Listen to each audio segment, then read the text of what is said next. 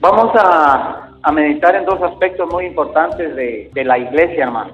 Claro, significa también, hermanos, la vida de los cristianos. No podemos obviar estas cosas, hermanos, porque son una realidad en la iglesia.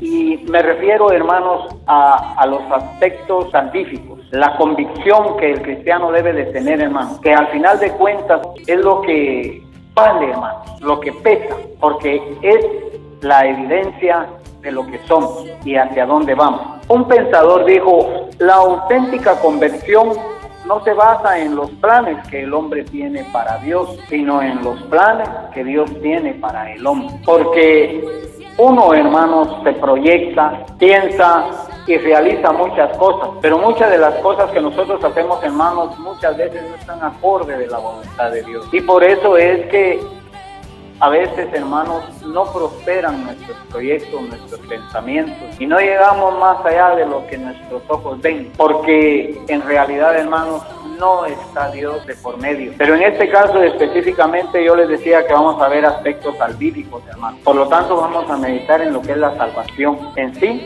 la conversión. Y esto nos va a ayudar, hermanos, a hacer un autoanálisis de nosotros mismos, y nos va a sacudir, hermanos, y nos va a hacer preguntarnos en dónde estamos ubicados nosotros, quiénes somos nosotros. Somos verdaderamente, auténticamente convertidos al Señor. Ha sido el Espíritu Santo, hermanos, el que nos ha llevado a donde nos encontramos. Ha sido el Espíritu Santo el que nos ha guiado al pie de la cruz, en donde verdaderamente el hombre es convertido, porque solamente con la guianza del Espíritu Santo, hermanos, se puede llegar a Dios, por medio de Jesucristo, claro está. Porque si Jesucristo no está de por medio, hermanos, dice que en vano trabajan los que edifican. Y esto lo vamos a ver a través de las Escrituras. En el libro de los Hechos, hermanos, se detectan dos vidas importantísimas, hermanos, porque tomemos como base que aún de lo malo, hermanos, que la Biblia nos habla, no me va a malinterpretar cuando estoy diciendo que aún de lo malo de lo que la Biblia nos habla, aprendemos, porque en la Biblia hallamos de todo, hermano. Pero Dios fue claro cuando dijo: he aquí pongo ante vosotros el bien y el mal, para que escojan qué quieren seguir, para que escojan qué quieren practicar, el bien y el mal.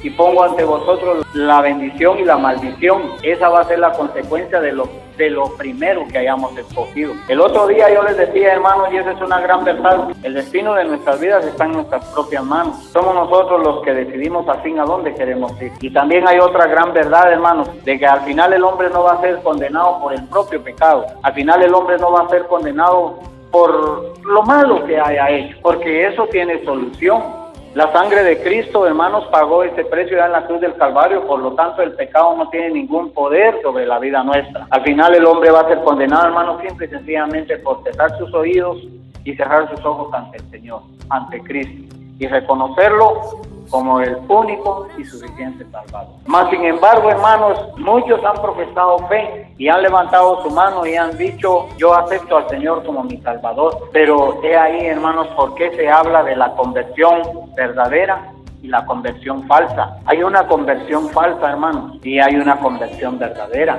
Y usted dirá: ¿cómo va a ser eso? Que alguien se puede convertir falsamente. Si se convirtió, se convirtió.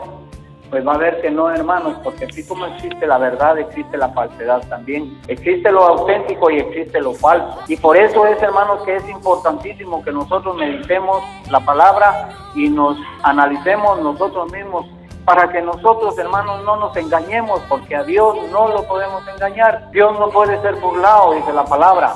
Y al final, hermanos, se va a descubrir, al descubrirse la verdad, la consecuencia la va a llevar aquel que se engañó él mismo, que vivió una vida engañosa, engañado y engañando y siendo engañado. Los dos personajes a los que me voy a referir, hermanos, es Saulo de Tarso, el gran apóstol Pablo. Obviamente ese es el personaje del que vamos a extraer la auténtica conversión, hermano, porque si algún hombre fue convertido de un solo tajo, hermanos, fue Pablo. Y usted ya sabe quién era Pablo. Pablo no era nada bueno. Y el otro personaje, hermanos, del que vamos a ver una conversión falsa es Simón el Mago. También ha leído usted Simón el Mago. Un personaje, hermanos, que apareció allá en los albores de la iglesia, hermanos, que surgió también en esa época en la que los apóstoles, hermanos, estaban en su apogeo predicando el bendito y santo evangelio. Y la gente estaba siendo convertida, hermanos. Estaba siendo cambiada, la gente estaba siendo salvada. Y sin embargo aparece este hombre, hermanos, y al final nos damos cuenta el fin que tuvo. Otras de las salvaciones, hermanos, que se pudieron dar, se pudieron ver efectuados. Ahora bien, Pablo, un auténtico convertido, hermanos, y de ahí que podemos traer. Los dos no eran buena cosa. Pablo era el perseguidor de la iglesia, asesinaba a los cristianos, hermanos, porque dice que él los encarcelaba y respiraba aún amenazas de muerte contra los cristianos. Simón el mago, un brujo que practicaba la hechicería, hermanos, y eso dice que le generaba mucho dinero, y escuchó y conoció a Cristo.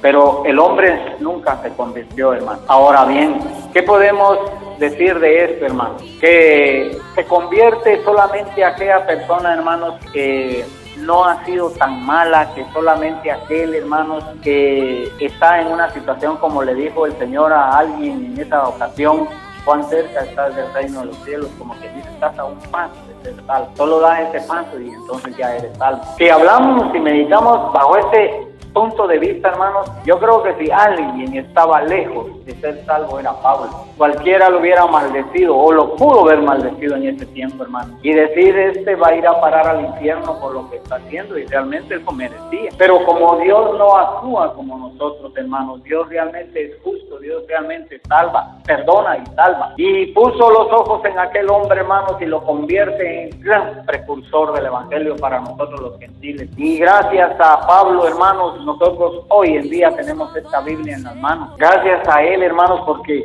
la gran mayoría de los escritos del Nuevo Testamento son escritura del apóstol Pablo, hermano. Dios lo usó de una manera, hermano, sorprendente para la divulgación del evangelio, y no solo para escribirlo, sino para llevarlo, porque uno de los siervos del Señor, hermanos, que más viajó fue Pablo. Yo diría que el único, porque lo acompañaron algunos de los apóstoles, que fueron 2 o 3 nada más los que lo acompañaron, pero el que se empeñó en viajar, y en ese tiempo viajar era cosa difícil, hermano. La única manera de viajar era la cabalgadura y la navegación, no habían otros medios de transporte. En ese tiempo viajar 100 kilómetros era una odisea, hermano. Sin embargo, Pablo viajó miles de kilómetros para llevar este bendito y santo evangelio. Bueno, vamos a la escritura y leamos primeramente, hermano, la conversión auténtica, y eso se encuentra en el libro de los Hechos, capítulo 9, versículo 1 al 6. Pablo, respirando aún amenazas y muerte contra los discípulos del Señor, vino al sumo sacerdote y le pidió cartas para las sinagogas de Damasco, a fin de que si hallaba a algunos hombres o mujeres de este camino, los trajera presos a Jerusalén. Pero yendo por el camino, aconteció que al llegar cerca de Damasco, repentinamente los rodeó un resplandor de luz del cielo, y cayendo en tierra oyó una voz que decía: Saulo, Saulo, ¿por qué me persigues? Él dijo: ¿quién eres, Señor? Y le dijo: yo soy Jesús a quien tú persigues. Dura cosa te es dar coces contra el aguijón. Él, temblando y temeroso, dijo: Señor, ¿qué quieres que yo haga? El Señor le dijo: levántate, entra en la ciudad, y ahí se te dirá